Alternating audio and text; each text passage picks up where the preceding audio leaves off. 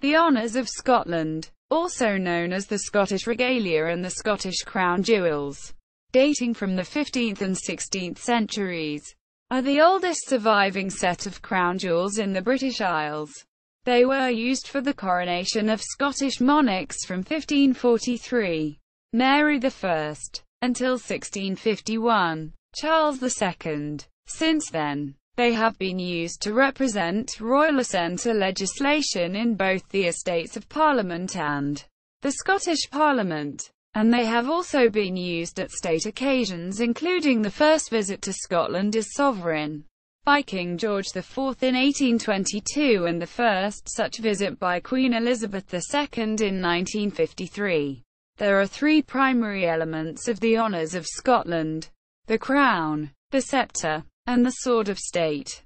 These elements also appear on the crest of the royal coat of arms of Scotland and on the Scottish version of the royal coat of arms of the United Kingdom, where the red lion of the King of Scots is depicted wearing the crown and holding both the sword and the sceptre. The Crown of Scotland. The Crown of Scotland in its present form dates from 1540 when James V ordered the Edinburgh goldsmith John Mosman to refashion the original crown.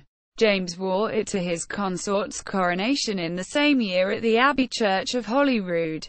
The circlet at the base is made from Scottish gold and is encrusted with 22 gemstones and 20 precious stones taken from the former crown. Freshwater pearls from Scotland's rivers were also used. The crown weighs 3 pounds 10 ounces, 1,644 grams. The crown was remodelled in 1540 for James V when the velvet and ermine bonnet were added to bring it to its present form. It is not known exactly when the crown was originally made, but it can be seen in its pre-1540 form in the famous portrait of James IV of Scotland in the Book of Hours that was created for his marriage to Margaret Tudor in 1503. The four golden arches of the crown are ornamented with gold and red enamelled oak leaves, apparently of French workmanship. At the point where the arches meet there rests an orb of gold which is enamelled in blue and ornamented with gilt stars. This is surmounted by a large cross decorated in gold and black enamel with an amethyst in rectangular form. In the centre, the upper and two side extremities of the cross are adorned with pearls. The Sceptre of Scotland. The Sceptre of Scotland was a gift from Pope Alexander VI to King James IV in 1494, and was remodelled and lengthened in 1536. It is made of silver gilt, and is topped by a finial with polished rock, possibly cairngorm, and a Scottish pearl. The sceptre includes several Christian symbols. Stylized dolphins, symbols of the Church, appear on the head of the rod, as do images of the Virgin Mary holding a baby Christ, of St. James the Great, and of St. Andrew holding a saltire. The Sword of State of Scotland. The Sword of State of Scotland was also a papal gift. Pope Julius II presented it to James IV in 1507. See Blessed Sword and Hat. The etched blade, measuring 4.5 feet in length, includes figures of St. Peter and St. Paul, as well as the etched name of Julius II. The silver gilt handle bears figures of oak leaves and acorns. The sword, an example of Italian craftsmanship, was damaged in 1652 whilst being hidden from Cromwell's troops, as it had to be broken in half to be properly concealed while it was being taken to safety. It is accompanied by a wooden scabbard which is covered with velvet and silver and hung from a woven silk and thread of gold belt. Historical background and current location. After being used at the coronations of Mary, Queen of Scots, James VI, and Charles I, the regalia were last used at a coronation in 1651 for that of Charles II. Prior to this event, Charles I had been executed by order of the Parliament of England and the monarchy overthrown. Oliver Cromwell, the Lord Protector of England, Scotland, and Ireland, ordered almost all of the English regalia to be broken up or melted down. However, the honours of Scotland were hidden. Firstly in Dunnottar Castle, which was later besieged by the New Model Army, and from where the honours were smuggled out.